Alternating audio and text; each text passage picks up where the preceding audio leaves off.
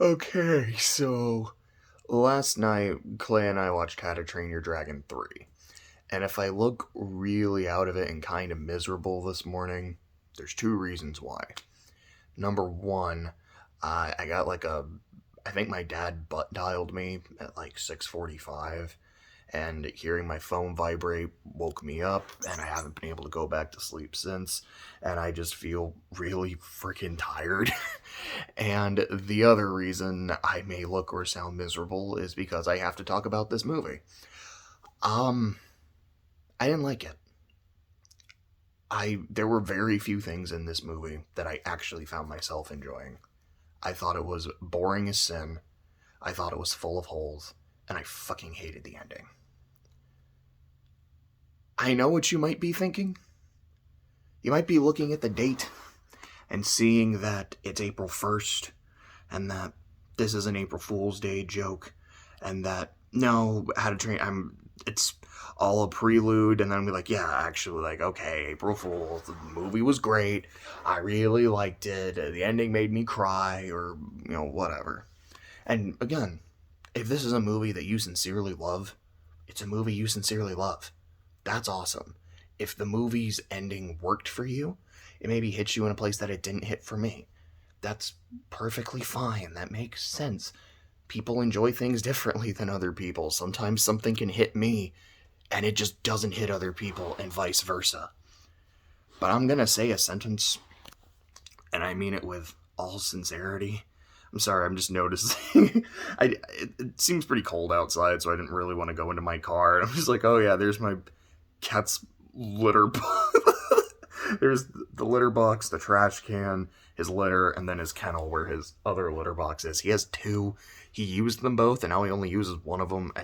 I don't know why he does the things he does. Anyway, something I'm going to say with all sincerity that I did not think I would ever say at the start of this marathon, but I dead ass enjoyed The Boss Baby far more than How to Train Your Dragon 3. I am surprised I can say that with a straight face, but I'm surprised I can say that with sincerity above anything else. Because holy shit, I fucking hated this movie. But let me talk about why. Because I can just be like, yeah, I didn't like it, yeah. Because I think that's the thing. This goes beyond a movie that didn't work for me. It didn't click. And by the end, because I was something I was wondering while watching. Is like, is this a movie that? Sorry, I'm going to try to keep adjusting to find a good angle where I feel more comfortable. Nope, it's not that one. Sorry about the blinding light. Okay, this feels a little more comfortable. The sun, sorry if the lighting is going to look weird with the sun right on me like a divine spotlight, but oh gosh, this looks so weird. Sorry, I'm trying to get comfortable, and I'm still so tired. Where was I think I was just going to start talking about the things I specifically did not like. Oh, I remember the point I was trying to make. Throughout the movie, I was just kind of wondering, does the movie just not quite work for me? It's like, I don't think it's a bad film. And not to say I think it's objectively bad, because I don't. I don't think that's a thing. There is no such... it's something I've said before, and I'll say it again. Your opinion on a work of media is always subjective. You take your biases into it. Like, what are the tropes that work for you? What are the tropes that don't work for you? Are you someone where there's plot inconsistencies or lore inconsistencies? Is it something that super bothers you? Is it something that doesn't super bother you? Etc., etc. But I just kind of kept wondering. I was like, yeah, is this a movie that I'm thinking is fine, but isn't quite doing it for me? Or is this a movie that I actually, am hating? And I'm not quite sure. And then by the time the credits roll, I'm like, no, I fucking hated this. So reason number one. This is admittedly a very minor thing, but the stream we were using to watch the movie, whatever the video player was, the frame rate kept dropping at random points. Oh, excuse me. And that hasn't happened with any of the other movies. The only other movie I can think of that does that is Puss in Boots 2. But it's clearly, it's doing it intentionally. And it's not like the movie is kind of stuttering. It'll just kind of slow down to really emphasize things. It gives it that really poppy comic book feel that, Spider-Verse really popularized. And it looks great in Spider-Verse. It looks great in Puss in Boots 2. Here, sometimes it would be during action scenes, sometimes it wouldn't. Just the movie would chug a little bit. And I don't know if it was just, yeah, the player we were using that we've used with all the other movies, just for this one was being weird, or if it's, no, excuse me, like there's actual weird, like the movie doesn't run well for some reason. Like there's something weird in the animation. This is the only way I have seen the movie, so I don't have a frame of reference otherwise. So it's one of those where if it is not a problem with the movie and it's a problem with the player, I it affected my experience, but not a huge amount, but I need to bring it up. If it is a problem with the movie, then just what, like, if that's an intentional decision, I just don't get it. I don't know why they did it. It just makes the movie kind of look like ass. I will say, though, visually, the movie still looks good. I remember the soundtrack to the first movie just being consistently amazing, and I remember not noticing the soundtrack to this movie. So I don't know if that means, like, you know, it did its job, it was just kind of in the background, but it didn't wow me like it did before. But I remember the hidden world when you actually go there, thinking, this looks pretty, like, I like the colors on all the, like, stalagmites and shit, but it's literally just, like, a bunch of rocks. Like, this is the hidden world, you know, like the dragon utopia. I'm like, this is so boring to look at. This is a fucking nothing burger. This is it? Okay. So, this is my first problem. I don't think the movie is that appealing on a presentation level. Like, I just watched Captain Underpants a couple of days ago, and I think the movie just looks better. I like it has so much more energy, and it's like there's times they're being super imaginative, and then this, it's like the hidden world of dragons, and it's a waterfall, and then there's some rocks, and that's it. That's all we got. Okay. Next thing is the conflict. So the basic plot, or like the conflict, is there's this dragon hunter who specifically hunts night furies. So the reason in the first movie why no one believes Hiccup when he says, he's like, yeah, I saw a night fury, is not because people thought they didn't exist, is because people thought they went extinct. And like, you know what, I'll buy that. That's not something where I'm like, that's a huge lore inconsistency, I fucking hate it. I'm like, I buy that. The lore inconsistency I do fucking hate, though, is, there's a couple. So at one point there's a plot point where like, okay, night furies hate cold weather, and they also can't fly for a really long time without needing to rest. I'm like, okay, they never established in the previous movies that they hated cold weather. Doesn't most of the second movie, like, I'm just remembering so many, maybe I'm misremembering the second movie, but didn't a lot of that take place like around ice and like cold areas? And aren't you all fucking Vikings, so it's really cold? Isn't it in the first movie Hiccup talks about, you know, in his like narration, like, this is Burke, and he talks about how like fucking cold it is, and how it's like, yeah, you know, it's, I don't remember how he says it, but I think it's something like, oh yeah, it's like winter 9 months of the year, and then like super winter the other few, like something like that. Just like, what do you mean night furies don't do well in the cold? This movie, like this series, takes place in the cold. And also, what do you mean they can't fly for long periods without needing to rest? Did we watch the same second movie? Now, maybe whenever they were flying and, you know, doing raids and going to find his mom and shit, it wasn't that long of a flight, but it seemed like it was, and there was never like a, oh man, like, you know, Toothless really struggles with this, like he doesn't have a lot of stamina, we need to rest. I mean,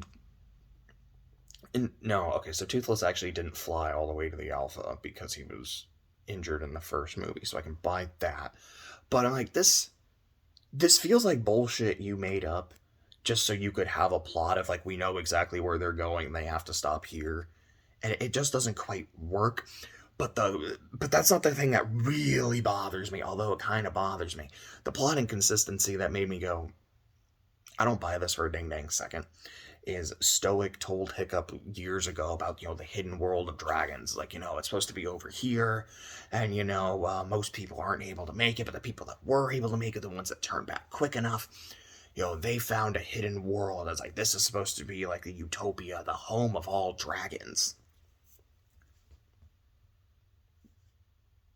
Wasn't this the same motherfucker from the first movie who wanted more than anything to find the dragon nest, to find their stronghold, their home, so he could just kill them all and not have to worry about this shit again. Wasn't this the same motherfucker from the first movie who, when he found out that his son knew about the nest and where it was located, disowned him for not telling him, took his pet and said, "You are going to lead me there so I can take care of this shit"? You're telling me that this same motherfucker kind of knew, and I do have to say kind of, because it's not like, oh yeah, I have a map to it. If he was like, oh yeah, I have a map to the hidden world and I just never went, I would have 100% called bullshit. I might have just said, like, Clay, this movie's awful, but right now I can't watch this. But it's like, he kind of knew where it was, and he didn't dedicate his whole life trying to find it to rid himself of dragons. I don't buy that. I think they kind of say, it's like, yeah, you know, like he's kind of looked, but not really. He's like, oh, it's a fairy tale, and I'm like, no. With how obsessive he was in the first movie about finding the nest, you would think that, because the way they made it sound here is that, like, this is the nest. This is where they come from. You think he wouldn't try and kill them there? He wouldn't try to block it off somehow? I don't buy this. I really don't. But of course he has to tell Hiccup, so Hiccup knows about it, again, kind of vaguely. So their thing could be, we gotta go here and relocate. So now let's actually get to the conflict and why it's fucking stupid. The threat in this does not feel like an escalation of the threat from the second movie. This feels like this should have been the threat of the second movie, and the dude with an alpha and a fucking dragon army should have been the threat of the third movie. Because this is one dude, a few dragon droogs, who's a Night Fury hunter. So like I was saying earlier, he hunted them to near extinction. Toothless is the only one left. And then there's the Light Fury, which is essentially just a Night Fury, but instead of black, it's white, and instead of a guy, it's a girl. And despite him being like the Night Fury hunter, he doesn't look at her and go, oh shit, I missed two of them. He doesn't really seem to care. He's only using her as bait. He's like, no, I just want Toothless. But they're basically the same dragon. It's almost like she's a shiny, because like her behavior doesn't seem that different. Her design doesn't seem that different. The fact that she can do like the Night Fury blast is not different. So, wait, why do you want to kill this one? It's because he's black. It's like literally that's the only difference. So maybe he is just racist. I mean, I guess he's already racist or speciesist because he's trying to kill dragons of one kind specifically, but what the fuck? Like, even just like right there in the villain's like motivation, like what he's after, it doesn't quite make sense. Anyways, so he's this dragon hunter. He wants to kill Toothless. Hiccup underestimates him because that's just his MO, I guess, because he was heavily underestimating Drago the entire second movie, which bugged the hell out of me when everyone's like, this guy's a bad dude. Yeah, but like, so are we. It's like, no, he's a bad dude. Like, but I can reason with him. It'll be easy. It's like, Hiccup, you're not taking this nearly as seriously as you should, and it's bothering me. Like, it really kind of took me out of the second movie. So he does that here, and then again, people are like, no, like, I know who this is. This is Grimmel the Grizzly. I think that was his name. It's like, this is a dragon hunter. This is a Night Fury specialist. Don't fuck with this guy. Oh, we'll be fine. Then Grimmel breaks into his home, sets fire to some shit with some of his dragons, and then he leaves. So remember how in the second movie, a dude with a dragon army and an alpha dragon, and all of Burke's dragons attacked Burke, and they fought him off, and were able to successfully win, and they were able to get Toothless alpha powers, which I still don't really think makes any sense. It was not explained. If it was, I missed the explanation, but anyways, they were able to do that, and like, we're Vikings, we're badass, we have our dragons, and together we can conquer anything. So here, after the guy with his like 5 non-alpha dragons set fire to some shit, like, oh my god, we're Vikings, we have all these weapons, we have all these really cool dragons, because we have a fuck ton now. Oh, we can't beat this guy. We gotta leave. The fuck you mean? What are you talking about? Yeah, okay, so this guy slipped past. So clearly, like, he's a stealth expert. He's good at that. And you even said, like, I clearly underestimated him. I didn't take him seriously. You also kind of let him into... Because on the one hand, Hiccup's kind of like, yo, he got into my house. I can't fucking believe that. But it's also very clear that he set a trap for him. He had his people in the house, in the shadows, ready to ambush him. He had fish legs pretending to be Toothless, so Toothless wouldn't actually get murked by the dude. So you're like, this guy was in my house. Like, my privacy was violated. I underestimated him. He's such a huge threat. Like, but it was part of your plan. Now you know kind of like what some of his weapons are, what his dragons are. Why can you not take this guy? Why do you just have to run with your tail between your legs? I don't get it. I sincerely don't. Nothing about this guy seems nearly as threatening as the big hulking dude with a dreadlock beard going with a fucking alpha dragon and an army of other ones. This doesn't compute, movie. On top of that, I just don't like the villain. I feel like what they're going for is, he's an experienced hunter. He just loves the thrill of the hunt. And he's that guy with, he can be very charming. He's got a decent sense of humor. And he just loves what he does. And, he's got that vibe. And that's generally an archetype I really like. Like, I really enjoy those kinds of characters and villains. But he bored me to tears. I think it was like his completely unassuming design. There was nothing intimidating about him. His voice, there was nothing intimidating about it. The actual writing, like every now and then there was maybe kind of something, like it didn't actually feel that witty or that interesting. I didn't feel like he was actually the threat the movie kept building him up as. And then, like, there's a scene where, we talk about, like, yeah, dragons are shit, blah, blah, blah, blah, they're just beasts, they're horrible, we can't work with them. Hiccup's like, dude, you literally work with dragons, what are you fucking talking about? And he's like, oh yeah, well, this is a specific kind of dragon that no one has ever heard of before, because of course. And they have this special kind of venom, and I inject them with their own venom, which makes them subservient to me. Okay, that just kind of sounds like bullshit so the plot can happen, but sure. But it's also kind of an interesting idea. Essentially, it's like I am using their own, like, biology against them and enslaving them. Like, you tame dragons through friendship. Drago did it with fear. I do it with science. Okay, kind of an interesting idea. Which also kind of, to me, sets up that, oh, okay, so there's going to be a point where, like, I guess the venom sacs on their back that he used to control them, like, get broken, or he's gonna run out of venom, or, like, because there's a scene where you kind of actually see him, like, applying his science and shit. It's like, oh, he's gonna need venom, but he's not gonna have any on him, and his dragons are gonna turn on him. That's a really cool idea. Oh, that just doesn't happen.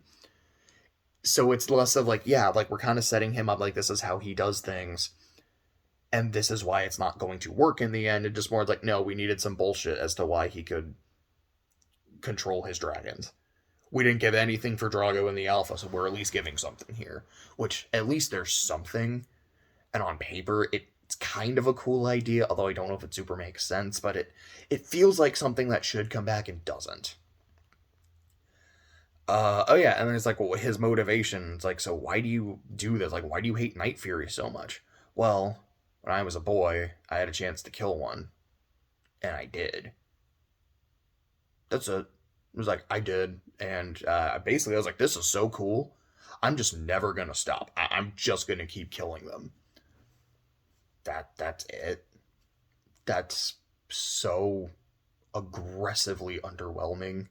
So aggressively boring. This is... So, the fact that the conflict didn't work for me and the villain didn't work for me, is like, I'm just not invested in what's happening and I am so bored. The scenes where Toothless is interacting with the Light Fury are like, on the one hand, they're fun and they're funny and they show that just super dorky side of Toothless that I really like. They also go on for way too long, and they kind of loop back around to being not fun. And part of it is like that this is kind of going on for way too long. But also, it's like, I like Toothless's dorky side. This character that I'm seeing on my screen, though, doesn't have brain cells. Toothless can be dumb at times. But this is kind of going a bit too far. Where, like, I'm no longer being entertained. I just kind of feel sad for him. Like, this is what they're like, look how they massacred my boy. Like, that's kind of how it feels. Like, so I know the first movie was directed by two guys. They were also the same two guys that did Lilo and Stitch. One of them co-directed The Croods. One of them, I think, just directed and wrote. I don't know if he co-wrote as well or if it was just all him. How to Train Your Dragon 2 and How to Train Your Dragon 3. I have nothing to support this in terms of, like, actual facts. It's just my observation. My genuine belief is the one of the pair that went on to make Croods is the guy that really focused on the relationships between Lilo and Nani, Lilo and Stitch, Hiccup and Stoic, and Hiccup and Toothless. The guy that went on to make the How to Train Your Dragon sequels was the guy that focused on the cool alien shit and the cool dragon fights. Because I feel like watching, like, I thought this while watching 2. I don't know if I actually said it in the video. But it, like, aggressively came back in 3. Where I'm like, this is a movie that's all about, like, the action and, like, trying to be bigger and outdo the previous movie in terms of its scope and its scale. Which I don't think this one really does outdo the second one. But to me, it lacks the heart and it lacks the soul.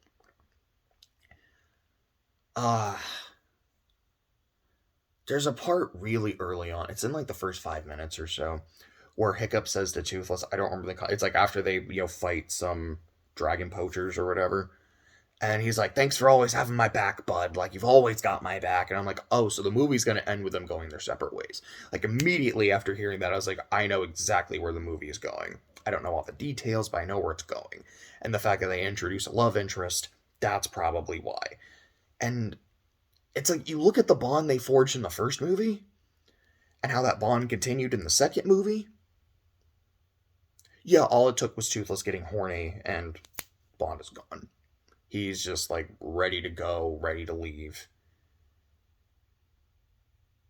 Really? That's it? That's, like, all it takes? Now, granted, he still, like, saves Toothless, even though he could have just stayed with his sexy light fury, I guess, but, like, this is it? This feels so weak. This doesn't, like, you know what this movie makes me think of? It reminds me of that one episode of the Kanto arc of Pokemon, where they come across, like, a bunch of wild Pikachu, and Ash is like, there are a bunch of wild Pikachu. I have a Pikachu. Maybe Pikachu would be more happy with the wild Pikachu. Pikachu, I'm releasing you. I want you to go. Just get out of here. That's kind of what this movie is. Except in the anime, Pikachu was like, no. Yeah, there's a bunch of wild Pikachu. Like, that's cool. We're kind of vibing, but you're my homie. We've been through enough shit at this point. I'm not just going to leave you for this. Except instead of that happening, Toothless is like, yeah, okay, I'll see you. Bye. They all release their dragons at the end of the movie, because I guess that's what this was building up to. And given how the second movie was written with the third movie in mind, because from what I heard, when they asked them, they're like, hey, do you guys want to do How to Train Your Dragon 2? The guy had said, yes, but only if I also get to make 3. So it sounds like at that point, he's like, I'm going to make a trilogy, and 2 was made with 3 in mind. So that means this is also what 2 was building up to, that we're all going to release our dragons in the end. And as Astrid's, like, talking to Hiccup, and Astrid's one of the only things I actually think gets better in after the first movie. Because in the first movie, like, I think she's okay, but I actually like her relationship with Hiccup a lot in 2 and 3.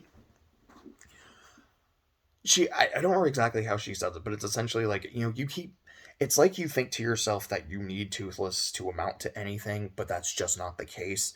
It's like Toothless kind of made you realize what was inside you the whole time, which fine, finding some, value in yourself and everything. I love that. That's why I love Kung Fu Panda 1 so much. It's why Celeste is one of my favorite games of all time. Here's how it kind of feels, though, especially with the ending in mind. It makes it seem like the entire point of your friendship with Toothless was so you could like discover something in yourself.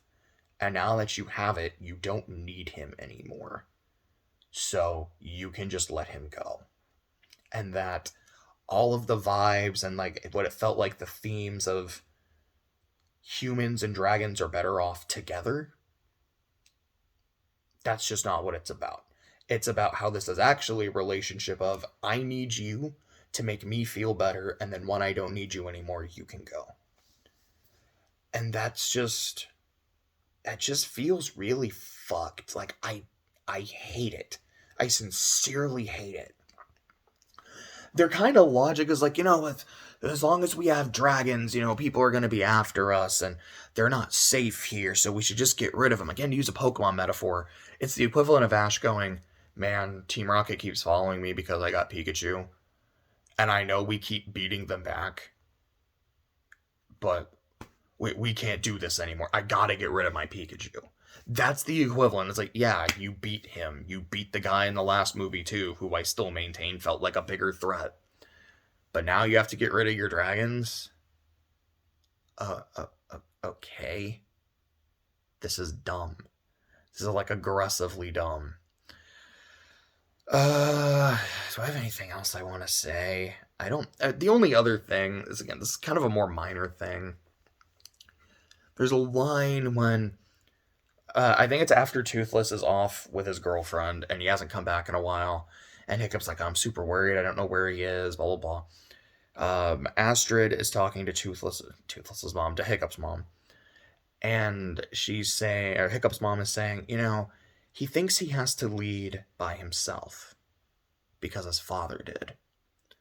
And I remember I just audibly said out loud, and whose fault is that? Because I still don't like how the second movie kind of wrote her out to be very sympathetic in what she did. And like, no, you abandoned your husband and your newborn son because you thought a dragon seemed kind of nice. What the fuck is wrong with you? Like, I don't feel sympathy for you. And maybe the argument is that line is kind of supposed to be her going like, yeah, because his father had to, and that was my fault. And like the unspoken part is that was on me. I fucked up. Don't make the same mistake I did. And maybe that's probably what they're going for. I won't lie, but it's like, no, it just seemed so hypocritical coming from her. It bugged me a lot. The side characters, so like I said, Astrid, I think gets better with every movie. The others just stay the same. Like in the first one, they're fine. In 2, they at least have like kind of mini arcs or characters that make them a bit more memorable. And then in 3, it's like, yeah, the one guy just really wants to bang Hiccup's mom, which, I mean, it just makes me think of Stacy's mom, which is a song I like. It's funny. Like, it's funny, but it's weird, but it's funny, but it's weird. Tough Nut has like his pigtails he just ties into a beard, and he's like, look at my manly beard. And there's that, and then he keeps trying to coach Hiccup up to be a better husband material, and it's a bit, I just don't find that funny. Rough Nut gets like one scene where she's annoying the hell out of Grimmel, which is supposed to be super annoying, and it is, but it's one of the only parts in the movie I found genuinely entertaining. Like, Grimmel's expressions throughout the scene, I was like, okay, the villain can actually be funny and entertaining. It's not going to happen for the rest of the run, but at least I got something out of him. Fishlegs' thing is that he just has he has like a baby dragon that he's taking care of, and that's it, and it's not, like, it's fine, I just don't get super into it. And then Kit Harington's character, Kit Harington was basically just getting a paycheck. Not to say, like, man, he's, like, phoning it in. But it's like, no, there was nothing to phone in. He had, maybe 10 lines in this movie? If I'm being generous, like, he was just there because he was in the last movie. That's it. Gobber has this recurring thing where there's this dragon. He's like, this kind of dragon is a bad omen, and they just kind of keep multiplying around him, which is kind of funny, and they help him during the climax, and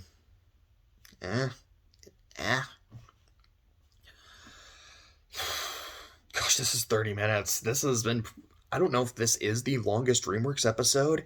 It probably is. I feel like most of them cap out around like 15, 20, but I don't even think Home was that long, and I don't think this is as bad as Home. Okay, there's part of me that does, and I'd be lying if I said otherwise. The part of me that thinks How to Train Your Dragon 1 is fantastic is the part of me that goes, this is the worst DreamWorks movie. Because it just feels like such a poor... It's like, this is what you were all building up to? This piece of shit? No. Just...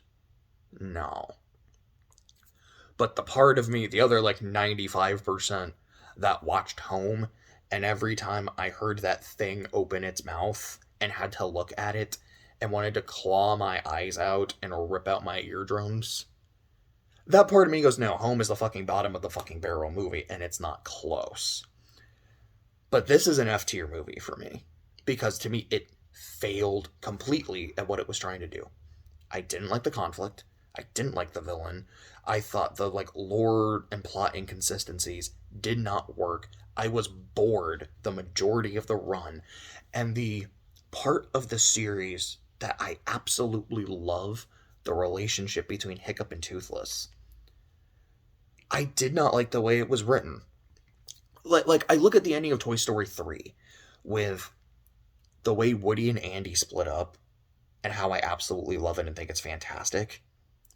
And then I look at Toy Story 4 and how literally the plot of Toy Story 4 is Woody made the wrong decision.